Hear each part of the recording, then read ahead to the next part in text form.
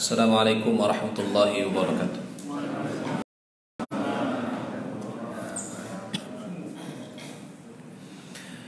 Alhamdulillah wassalatu wassalamu ala Rasulillah wa ala alihi wa ashabihi wa man walah.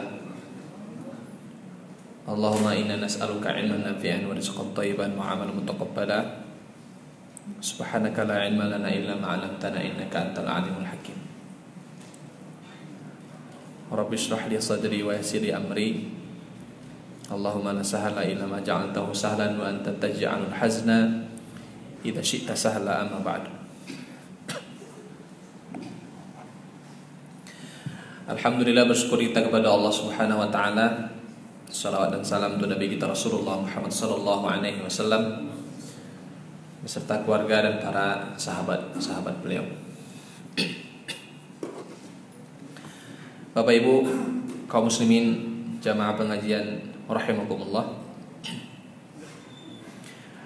Kita lanjutkan kajian tauhid kita pada malam hari ini, melanjutkan kajian pertemuan pada pekan lalu tentang sihir, bahwa sihir itu nyata dan ada, dan hukum mempelajari sihir adalah kufur atau syirik kepada Allah Subhanahu wa taala.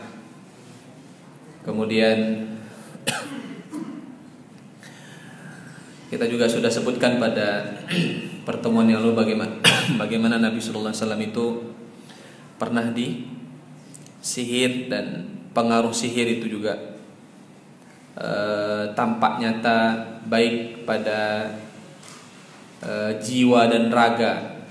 Kalau pada jiwa itu berarti pada hati dan pikiran, serta kalau raga itu berarti jasad, ya, ada pengaruhnya terhadap jasad. Dan pada pertemuan malam hari ini kita akan membahas tentang tanda-tanda seseorang itu terkena sihir. Ini perlu kita ketahui, kalau ada tanda-tanda yang kita lihat pada seseorang atau kita alami pada diri kita, tanda-tanda yang akan kita sebutkan ini, maka kita perlu mengambil langkah-langkah untuk bisa menghilangkan sihir ini dari diri kita atau dari orang lain yang terkena sihir tentunya. Dan sekaligus nanti saya akan sebutkan ciri-ciri seseorang terkena penyakit ain, karena pada pertemuan yang lalu saya juga sudah membahas tentang apa itu penyakit ain, yaitu penyakit mata yang ditimbulkan dari pandangan orang-orang yang hasad, iri, benci, atau bisa juga penyakit ain itu timbul dari pandangan orang-orang yang terlalu berlebihan mengagumi orang lain.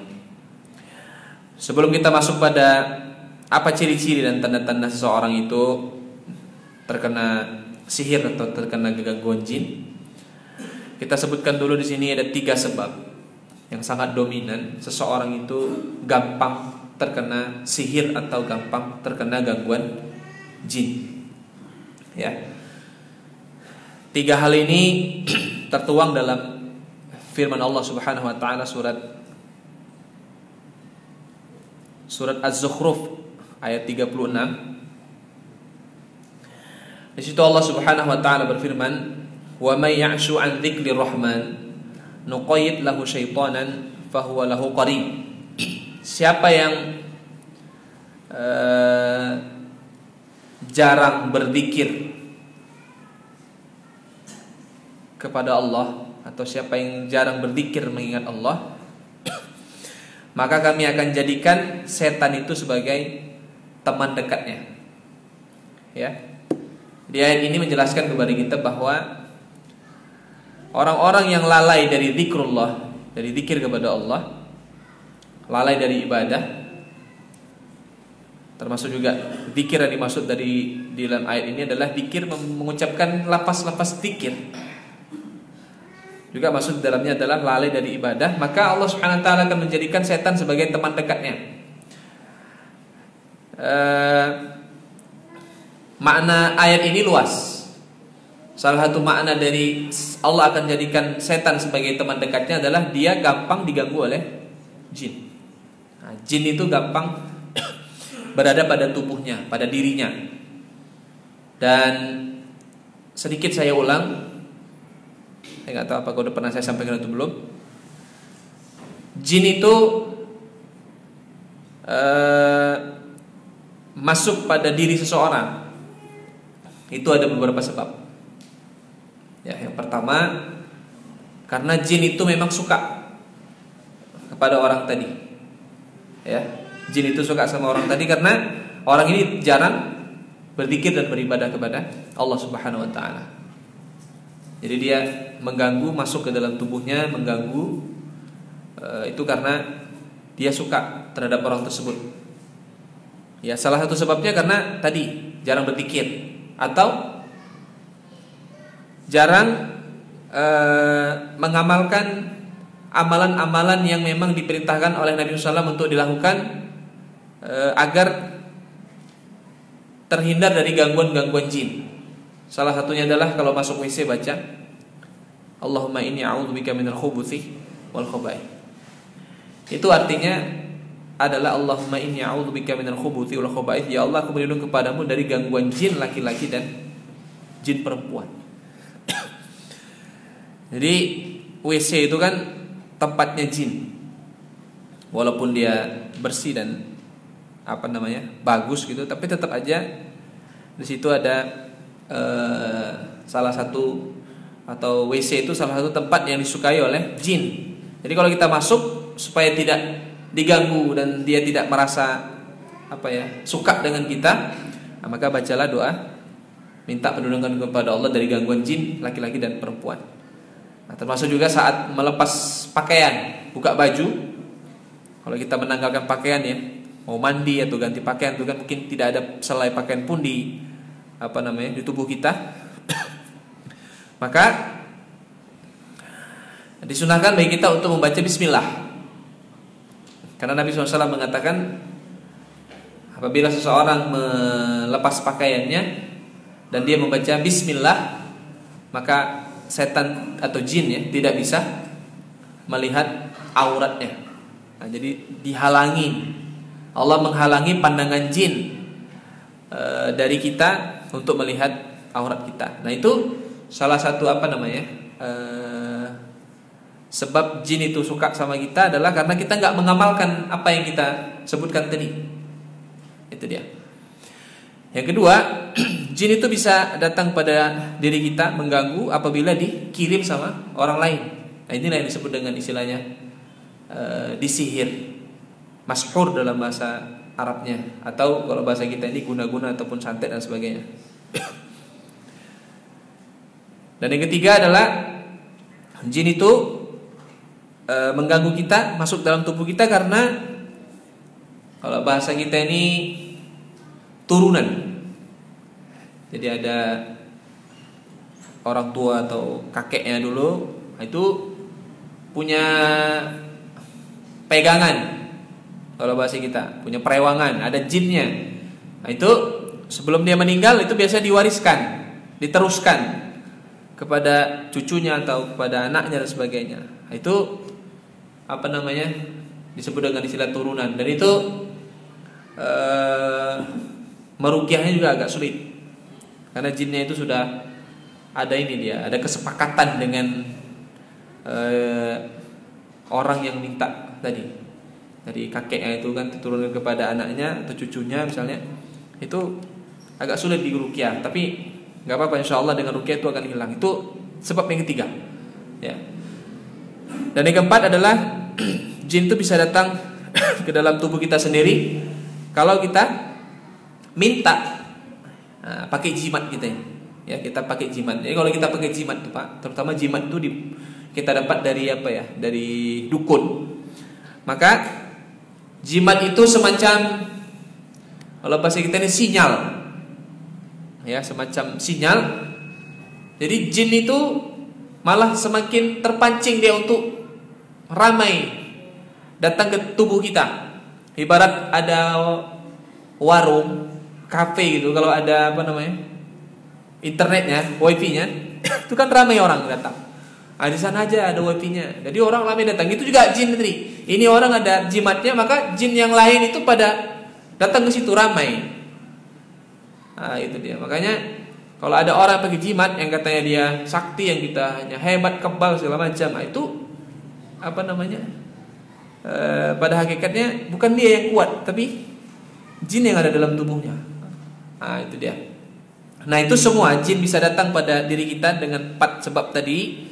Itu salah satu sebab utamanya adalah karena kita lalai dari berzikir dengan Allah. Jadi intinya jin itu atau sihir itu akan mudah mengenai seseorang apabila yang pertama dia lalai dari mengingat Allah Subhanahu wa taala. Jadi lalai dalam berzikir, jarang berzikir. Makanya setidaknya kita ini harus senantiasa memperbanyak berzikir, membaca lapas-lapas zikir dari mulai subhanallah, alhamdulillah, la ilaha illallah, Allahu akbar atau astaghfirullah atau apa saja bagian dari bentuk-bentuk zikir kepada Allah Subhanahu wa taala. Nah, termasuk dari bagian zikir adalah membaca Al-Qur'an. Itu bagian dari zikir kepada Allah Subhanahu wa taala. Kemudian yang kedua, sebab seseorang itu mudah terkena sihir adalah tidak memiliki perhatian terhadap ibadah kepada Allah. Jadi ibadahnya nggak bagus. Ya banyak meninggalkan sholat, yang wajib aja ditinggalkan, apalagi yang sunnah. Kemudian termasuk juga lalai terhadap ibadah-ibadah yang lain. Jadi jauh dari ketaatan kepada Allah Subhanahu wa taala. Kemudian yang ketiga, seseorang itu gampang terkena sihir apabila dia tidak memiliki perhatian terhadap zikir-zikir rutin yang diajarkan Nabi SAW. Di antaranya zikir pagi petang. Ya, zikir pagi petang. Kemudian zikir mau tidur, kan ada zikir mau tidur. Di antaranya adalah membaca subhanallah 33 kali, alhamdulillah 33 kali, Allahu akbar 34 kali, membaca ayat kursi sebelum tidur juga. Kemudian membaca 3 qul ya, qul Allahu ahad, qul a'udzu birabbil falaq, dan qul a'udzu birabbin nas. Termasuk juga zikir setelah sholat. Zikir-zikir setelah sholat itu bahagian dari bentuk membentengi kita dari gangguan-gangguan sihir dan gangguan-gangguan jin, setelah gangguan-gangguan setan.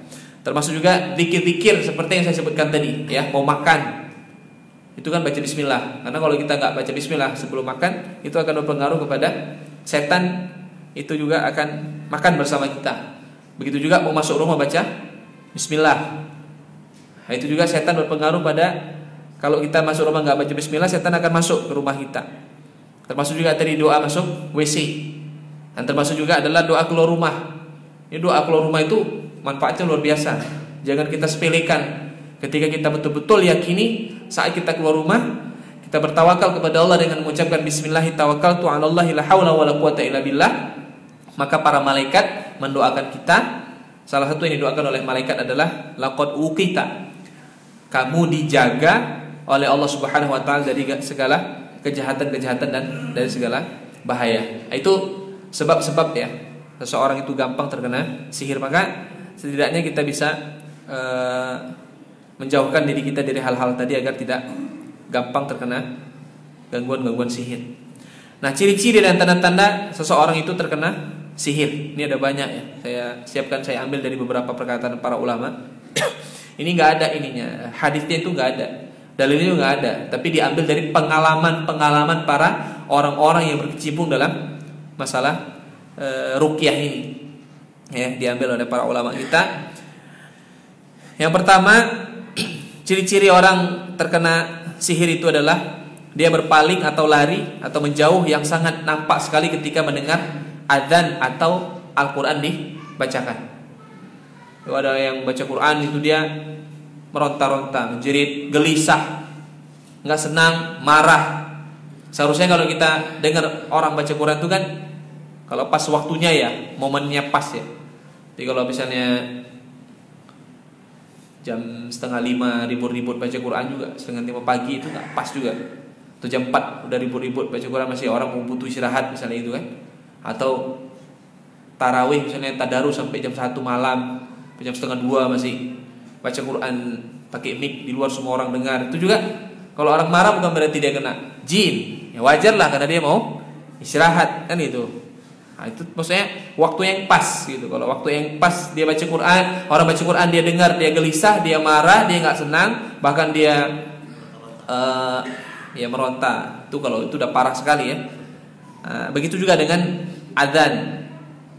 Nah, itu tanda-tanda bahwa dia ada jin dalam tubuhnya. Pada prinsipnya orang yang disihir itu berarti dalam tubuhnya dikirim jin yang ditugaskan untuk mengganggu orang tersebut. Yang kedua, ini juga bahagian dari, kalau ini yang jelas sekali, yaitu pingsan atau tidak sadar atau kejang-kejang. Kalau bahasa kita ini kesurupan. Nah, pernah nampak orang kesurupan kan, jerit-jerit, teriak-teriak, nangis-nangis sendiri. Kadang gerak-gerak dia, tangannya entah kemana-mana. Nanti ngomong dengan bahasa Jawa. Saya pernah bantuin teman meruqyah seseorang, begitu dia merepet pakai bahasa Cina, gitu merepetnya. Marah-marah dia pakai bahasa Cina. Jadi sebetulnya nggak usah dihiraukan gitu-gitu tuh. Saya pernah sampaikan ya. Ini terutama bagi bapak-bapak yang misalnya di sekolah ngajar, sekolah ramai murid, itu kan terkadang ada namanya kesurupan massal.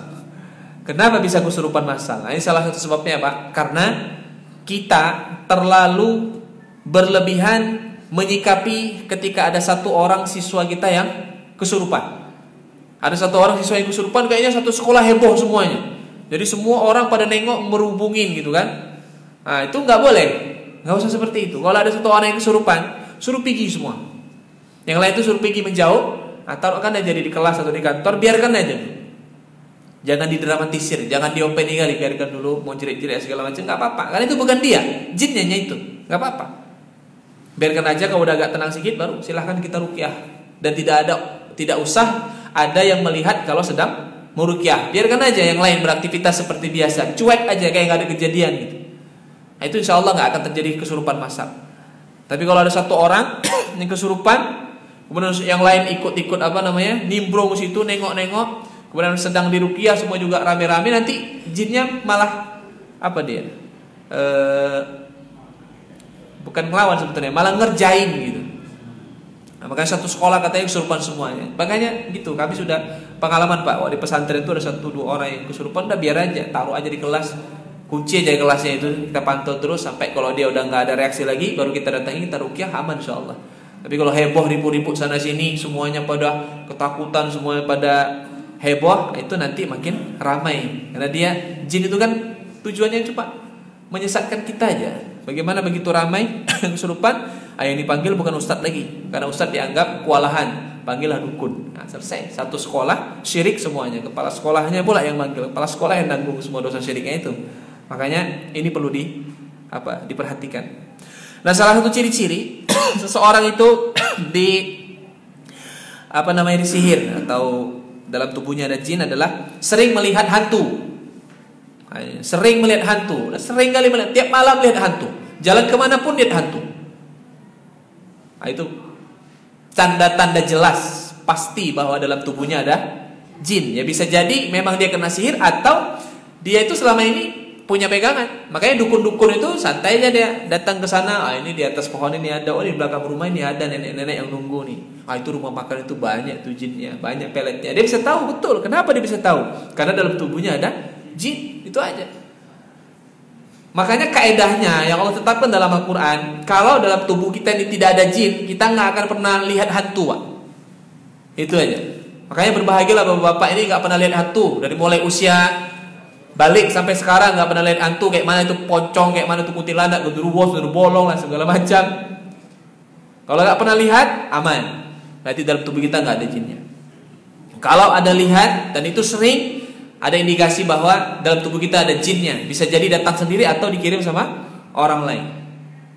Jadi jangan bangga ketika bisa melihat hantu, katanya indigo punya indra keenam. Enggak ada indra keenam dalam agama kita. Yang ada itu sahabat, beberapa orang-orang soleh yang bisa melihat jin, itu karomah namanya. Yang didapati oleh sebagian para sahabat, diantaranya Abu Hurairah, jangankan lihat jin, dia pernah nangkap jin lagi. Itu karomah. Jangan pula nanti dibandingkan, berarti Abu Hurairah ada jinnya karena bisa lihat jin. Itu bukan, dia punya ada jinnya karena dia punya karomah yang Allah berikan. Dan itu gak semua. Di antara sekian banyak sahabat, hanya dia yang pernah nangkap jin gitu. Dan Nabi SAW pernah berkata dalam hadits beliau, la gaul, hantu itu tidak ada. Ya, hantu itu tidak ada. Jadi yang dilihat sosok menakutkan itu adalah jin yang berubah wujudnya. Maka kalau ada sering-sering melihat hantu atau dengar suara-suara yang menyeramkan dan sebagainya, itu indikasi bahwa dalam tubuh kita ada jin. Nanti bagaimana cara pencegahannya dan penyembuhannya, insya Allah minggu depan kita bahas itu. Bagaimana cara mengatasi orang yang kesurupan, bagaimana cara mengatasi orang-orang yang kena jin dan sihir, itu insya Allah kita bahas. Kemudian yang keempat adalah ciri-ciri orang terkena sihir adalah menyendiri, menyepi atau berperilaku aneh. Dia sering menyendiri, nanti tiba-tiba aneh, ketawa sendiri, nangis sendiri, tiba-tiba melamun, tidak jelas. Itu indikasi kalau dia terkena gangguan jin. Sebenarnya nampak sekali itu perilakunya aneh. Selama ini enggak seperti itu dia. Ya terkadang kita lihat katanya itu stres. Bisa jadi dia bukan stres. Memang dia itu diganggu oleh jin, disihir orang. Ya, makanya orang gila itu kan disebut dengan istilah dalam bahasa Arab itu namanya majnun. Majnun berasal kata jin itu kan jin. Majnun jadi orang yang terkena jin. Orang gila itu disebut dengan orang majnun namanya. Makanya salah satu pengobatan untuk menyembuhkan orang supaya sembuh dari kegilaan adalah dengan diruqyah. Ya, orang-orang stres itu diruqyah saja. Orang-orang yang depresi itu diruqyah saja. Karena bisa jadi salah satu sebab dia depresi adalah dia diganggu oleh jin. Ya, pikirannya tadi kosong, tidak berzikir kepada Allah, nggak beribadah, punya masalah, tidak lari kepada agama, hingga akhirnya kosong pikirannya, kosong hatinya, setan masuk di situ, jin masuk untuk merusak kehidupannya. Kemudian yang kelima,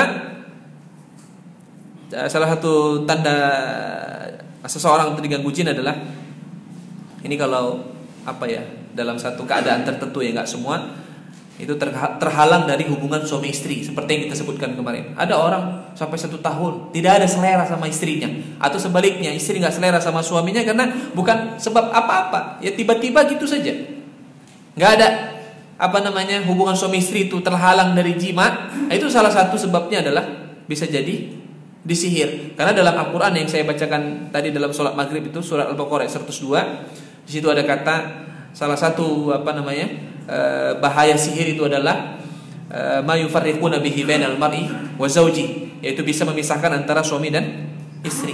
Kemudian yang keenam, salah satu tanda-tanda seseorang kena sihir adalah sering bermimpi yang menakutkan dan terlalu sering, hampir tiap malam.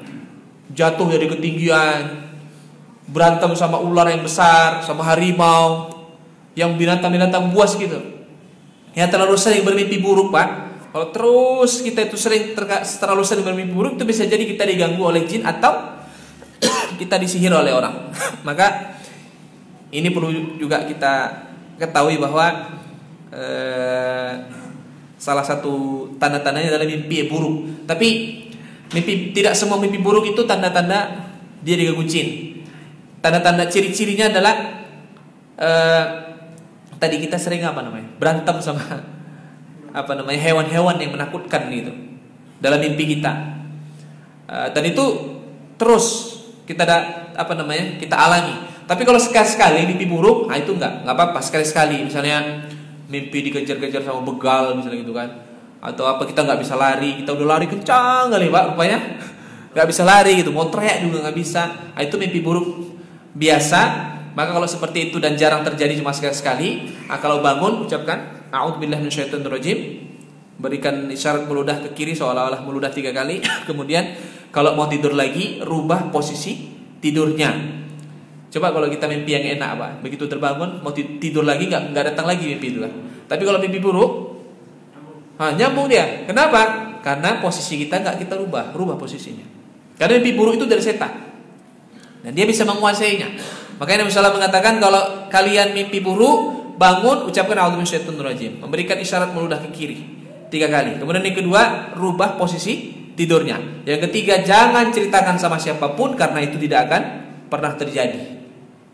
Kayak kalau mimpi buruk, misalnya mimpi abangnya meninggal, besok pagi, bang, aku tadi malam mimpi abang meninggal, bang, aku pasti kena aja abang masih hidup atau enggak. Nggak usah cerita-ceritain sama abang kita, nggak akan terjadi itu.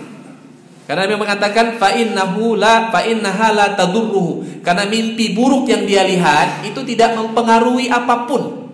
Itu kata Nabi sallallahu, karena setan tidak membuat takdir. Ya, setan tidak membuat takdir, karena pada hakikatnya apa yang kita lihat dalam mimpi kita itu adalah yang dilakukan oleh setan. Ya, supaya kita takut hingga akhirnya nanti kita melakukan perbuatan-perbuatan syirik, minimal hilang tawakal kita kepada Allah Subhanahu wa taala. Kemudian selanjutnya, ciri-ciri seseorang terkena sihir adalah ini mudah marah. Terlalu mudah marah. Ya, sesuatu hal yang ringan-ringan kayaknya marah aja. Kesalahan kecil juga marah saja. Terlalu, jadi emosional itu terlalu meningkat, terlalu tinggi, dan selalu banyak melakukan kesalahan.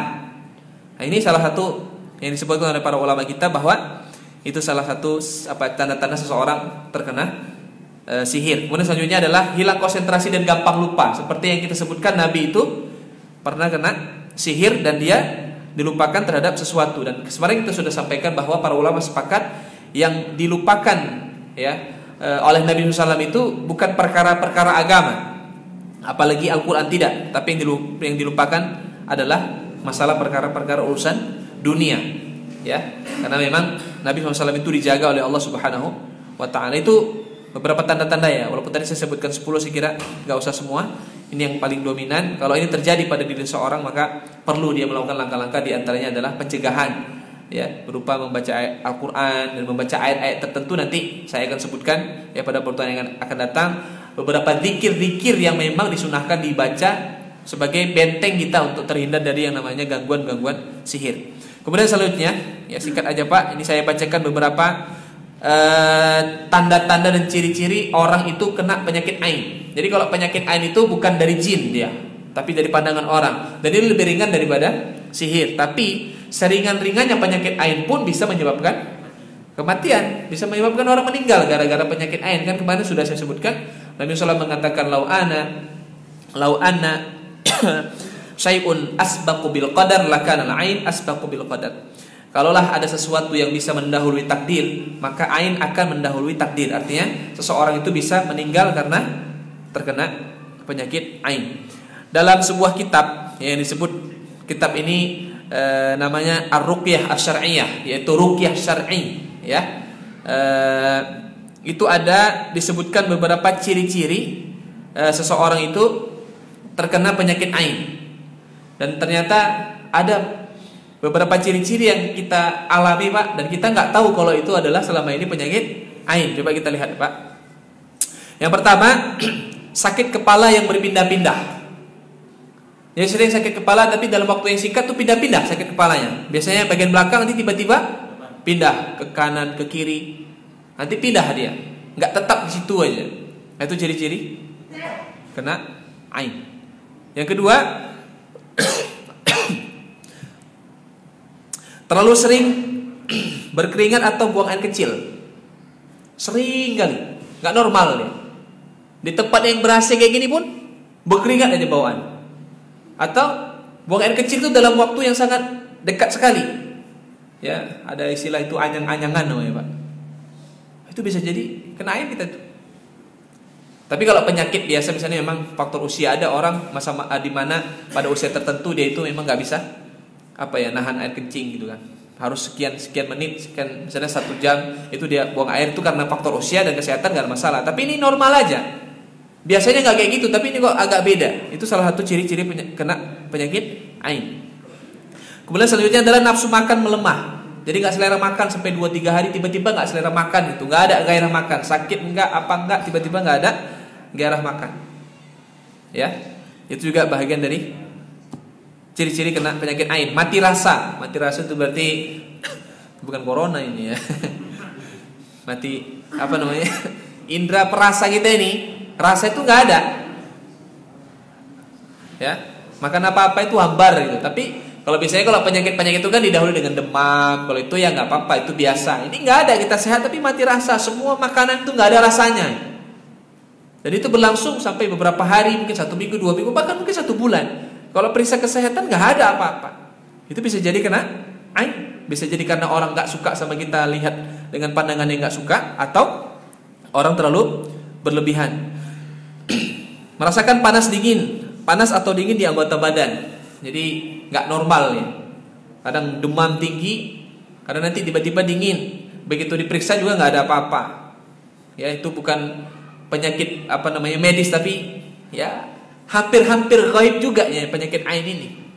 Ya, nanti kalau dikatakan kalau kita kayaknya nggak percayalah sama penyakit ain, salah. Justru Nabi mengatakan innal aina haqqun, penyakit ain itu benar. Bahkan Nabi ngasih tahu caranya. Kalau orang terkena penyakit ain, maka yang menyebabkan dia kena ain itu disuruh mandi.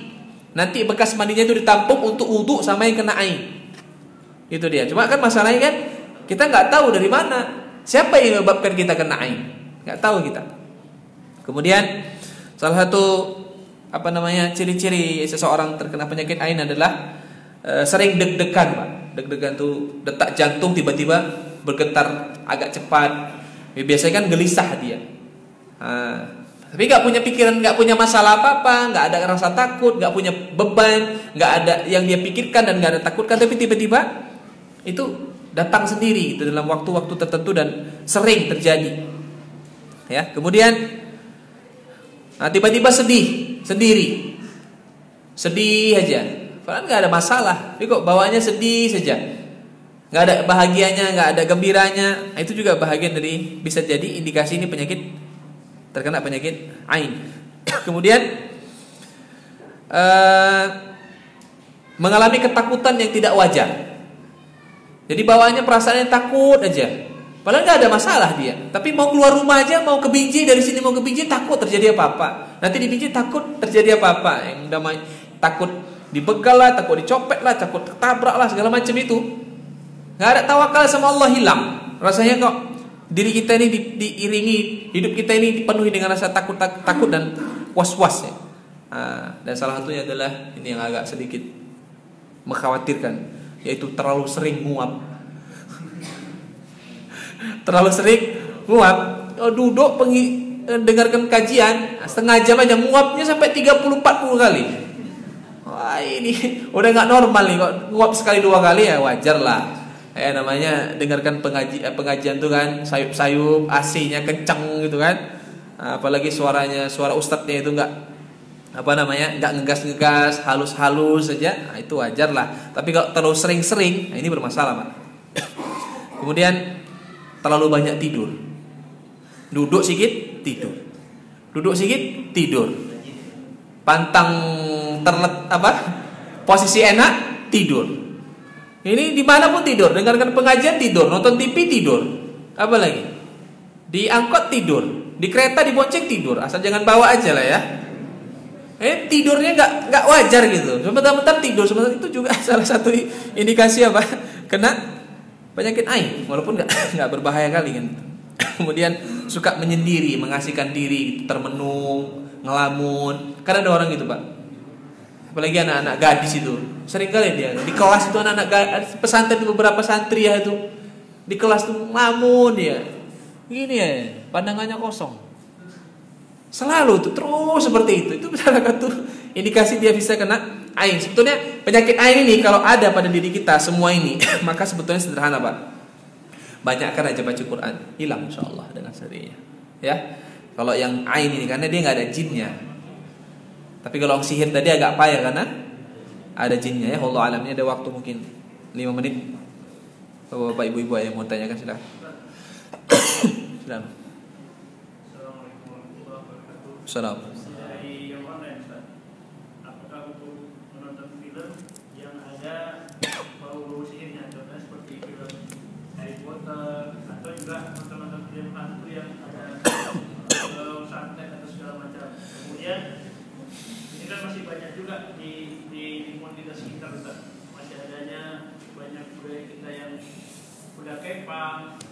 Kemudian ada yang kalau yang di daerah timur itu yang bambu atau apa itu yang bisa bergerak sendiri, dipegang, itu seperti itu. Jalangkung namanya. Dan kedua, bolehkah kita memberitahu kepada kawan atau saudara kita, misalkan orang banyak penyakit itu berobatnya di sana tuh, berobat sama ustaz itu, dia bisa tahu tuh jin apa ganggu misalnya sembuh.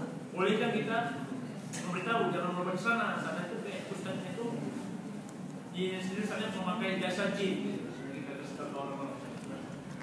Ya baik, ada lagi yang lain? Kita tampung dulu. Silakan Pak. Salam.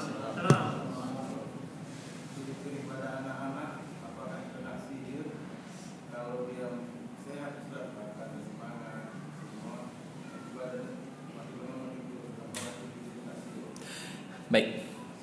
Itu aja dulu ya, 2. Yang pertama, hukum menonton film-film yang ada kesyirikannya, yang nampak seperti apa? Sihir, kayak film Harry Potter itu kan sihir, kemudian hantu-hantu. Tinggalkan ini semua, merusak akidah.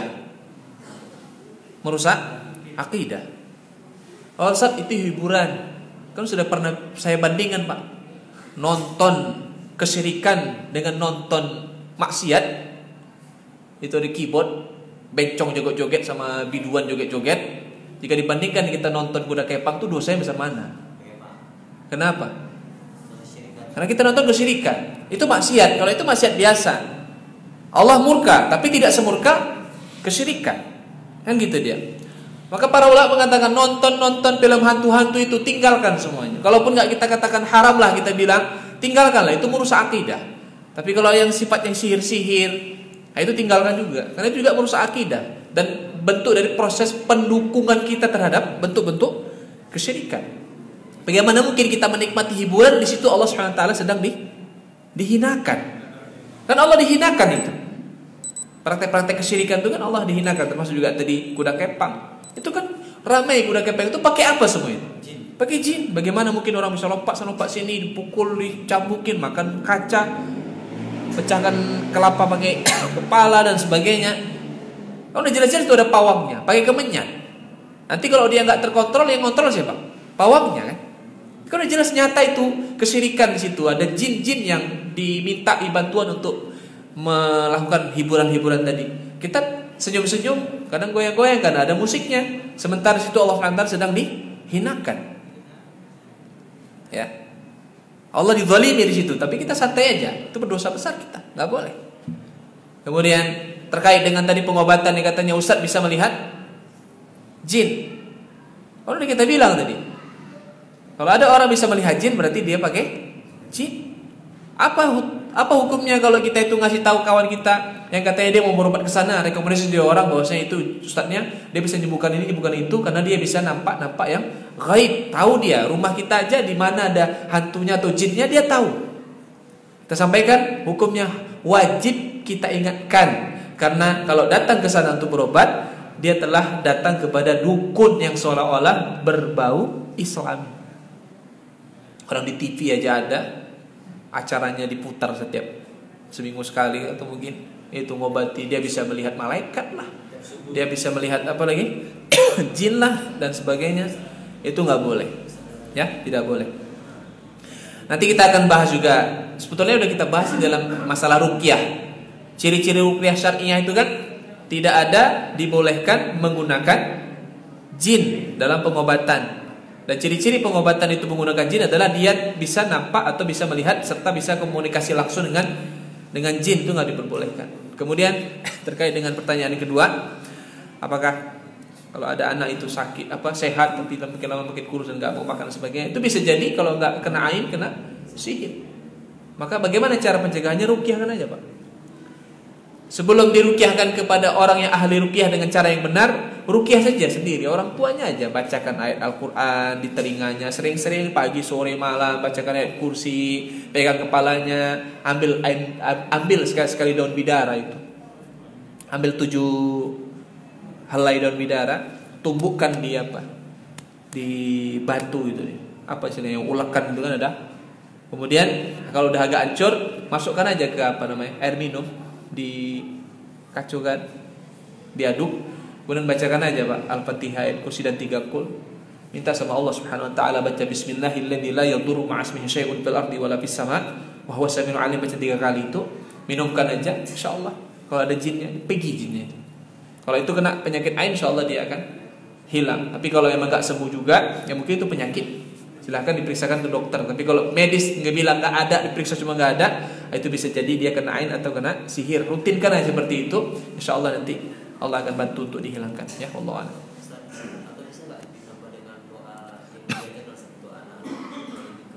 Bisa.